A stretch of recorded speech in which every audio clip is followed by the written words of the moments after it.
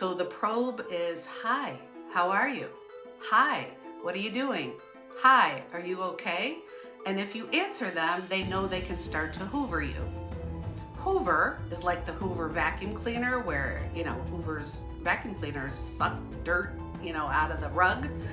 The covert narcissist is going to try to suck you back into this relationship. So that's why that is called hoovering. And so the covert starts to hoover you to see if they can get you back into this shared fantasy and get you back into this interpersonal relationship. The reason they're doing that is they never separated or individuated from their mother in their toddler years.